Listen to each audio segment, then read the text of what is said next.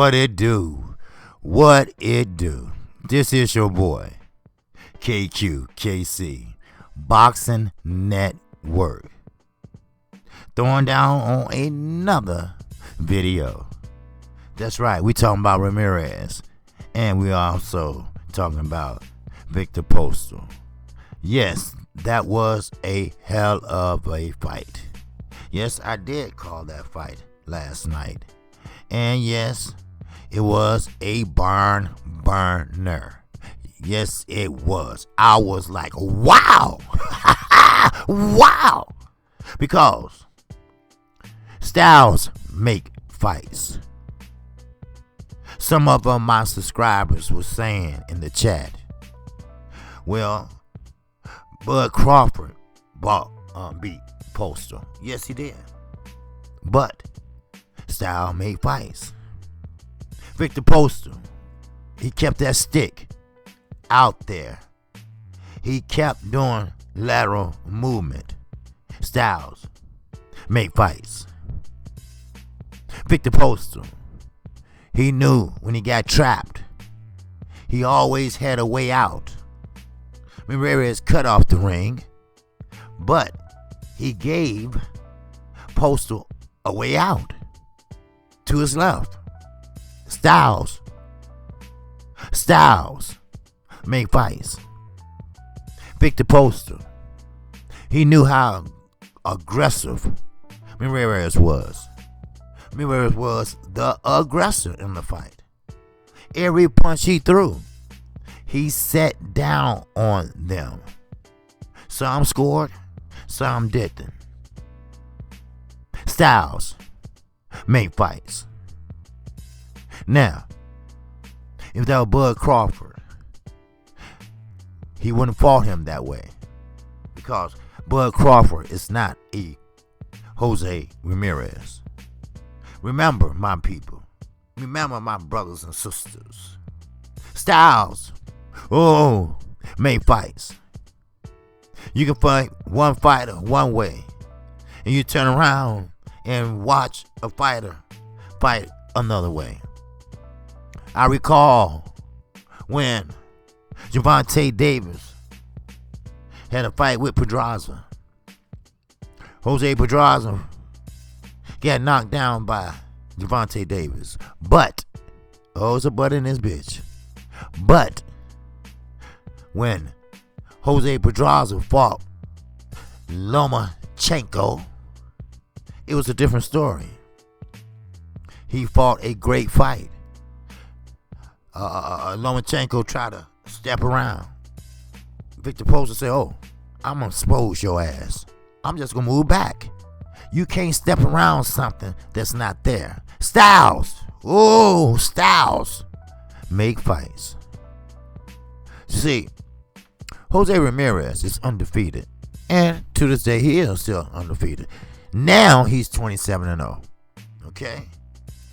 Now, he holds the WBC and the WBO light welterweight titles. Okay? Junior welterweight, whatever you want to fucking call it. Okay? And on Saturday night, some people say it was controversial. But two other judges had it pretty much right. It could have been a draw, or Ramirez could have pulled it out. Because Ramirez was going to the body. He was making that investment. But Victor Postal was in shape. Victor Postal stayed on his toes.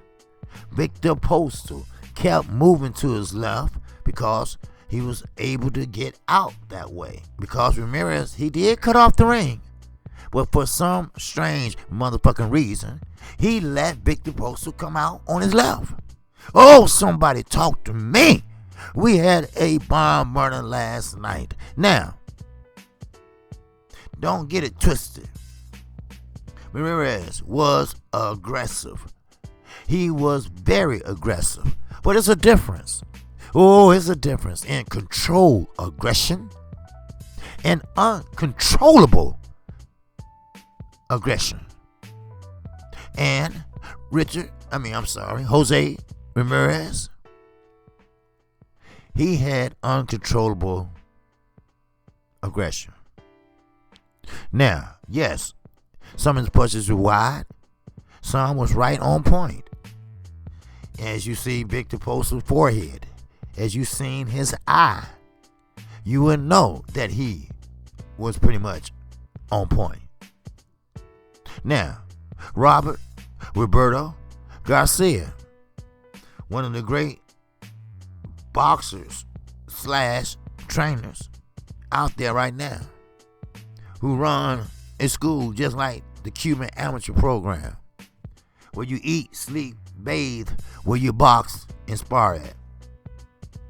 He did a great job preparing Ramirez as to come forward, as to be aggressive. See, when a fighter come forward like that, when a fighter walks your ass down like that, they are hoping, they are praying, they are banking that you might throw something that you don't have no business throwing. They hoping, they are banking that you might throw something that you don't have no business throwing, that you might panic, that you might break down. But Victor Postal, he showed that I might be old veteran, but I am a fighter. I do know how to change up. I did study your ass. I am here to fight. And that's what it was. It was a fight. It was one of the best fights I have seen from Top Rank / Queen ESPN in a long time. But see, Ramirez just couldn't get Victor Postal. He just couldn't get to him. See, the former WBC 140-pound champion, Victor Postal, kept Ramirez at the end of his jab all night long. He peppered him with beautiful left, right combinations. Down the stretch, in the second half of the fight, Ramirez emptied his gas tank after the 7th round. Everything Ramirez threw was for mean intentions. Other words, he was trying to knock his ass out. Alright? Let's keep this shit real. And he looked exhausted. Now, don't forget, and don't get it twisted. You can be in the best shape of your life, but when you come aggressive like that, when you come like straight out the gate, straight out the motherfucking gate, first round, and you very aggressive, as you go back and watch the replay of me calling that fight last night, you will see or hear me say in the second round, maybe the third, that Jose Ramirez need to settle his ass down. He need to calm the fuck down. But that caught up with him in the 7th round. No matter how aggressive you get, no matter how you have your eyes on the prize, you must have controllable aggression. And he didn't do that. So, at the end of the day, Victor Postal put on a performance. He boxed. And he boxed the whole fight. But, you know KQ, the singing OG, got a butt in his bitch. But, he stopped boxing. He stood in front of Jose Ramirez. They stood toe to toe in the middle of the ring, right on the ESPN Plus signal on the canvas. They trade punches. Ramirez punches were wide. Victor Postal instinct, his reflexes was on point. They traded one for another. They hooked with the hooker. They counterpunched with the counterpunch. Victor Postal put on a performance where he countered Jose Ramirez's counter. So it was like a counter to the motherfucker counter. You would love that display of boxing. That's what I'm talking about, my people. Boxing is back. Boxing has been putting on a performance that we haven't seen in a long time. And that's what it is. Now, this is the question. What's next? What's next for Victor Postal? What's next for Jose Ramirez? Somebody talk to me. Because, see, remember, Ramirez is doing and going and keeping his eyes on the prize. You see? See, Ramirez, he resembled a much older fighter than his 28 years. He's only 28. He looked worn, old, and tired as he slowly tried to cut off the ring. He tried. Oh, he tried. Robert Garcia got in that ass in between rounds. Ramirez, what you doing? Get him out of here. He shouldn't be still hanging around. You had him hurt. But what I tell you, when you got your fighter hurt, even though he's not down and out for the count, then that means you got a live dog in there. That means you still got work to do. That means you still got to do what you have to do. Oh, styles make fights. Keep that in mind. And remember, this is not Maurice Hooker. Remember that. Victor Postal put on a performance last night. And we ain't talking about he was wowing the crowd. He was wowing the crowd, all right, and that was at home.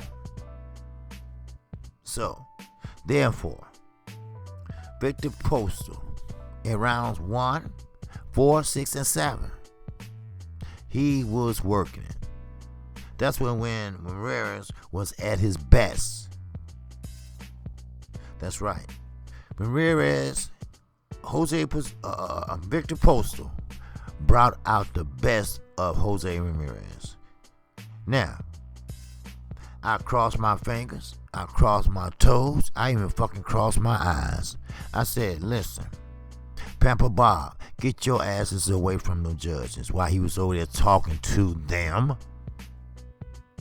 But, if you look at the scores, 2 judges had it right. One had a draw, and one had Ramirez inching it out. That's a perfect score. I would accept it, either one of those. But you always have that one judge. That one judge that forgot his appointment at Lens Crafter. That judge that might take that trip to Costa motherfucking Rica. That judge that got a upgrade, that got a bonus before that fight started. That same judge that sat on the back of the MGM Grand or wherever the fuck they was at, smoking a joint with Pamper Bob. That's that same judge that gave that outrageous motherfucking score, 116 to 112. It wasn't that far apart. Somebody talk to me. I am KQKC Boxing Network. If you haven't subscribed to my channel, feel free right now. And that way, you will get notified each and every time I do a video like this one. I do a live stream like Monday through Friday, 1 o'clock p.m. Central Time. I come on right after Fanon International Boxing. And I go off right before Blue Blood Sports TV. You need to be there. You need to hear the singing OG go in on whoever the topic might be. But KQKC just don't cover one topic. I cover about 10 topics within that time span. I put in that work. I fact check my shit. And on Saturdays, if I'm not calling a fight, I come on at 10:30 a.m. That's right. Grab your motherfucking coffee, have a seat, and listen to the sweet sounds of the singing OG. So with that, that's all I have. Shout out to the almighty LDBC. Shout out to all my subscribers. And I want to thank all my subscribers this weekend for showing up and showing the fuck out. I want to thank them for their super chats. I want to thank them for their Cash App. I want to thank them for their PayPal. I want to thank them for their like button as they punch. I want to thank them for their presence, for their chat, for them interacting with each other. I had a very interactive chat this weekend. They are one of the chats of the month. Yes, and you know I have a good chat when other subscribers and other channels are talking about them in a positive way. They are dedicated, and I appreciate them. And yes, I love them. I love them for their knowledge of the sport of boxing. I love them for appreciating the sweet science. And with that, that's all I have. Assalamu alaikum. There you go in peace, and peace be on you. I'm on to the next one. I'm out of here.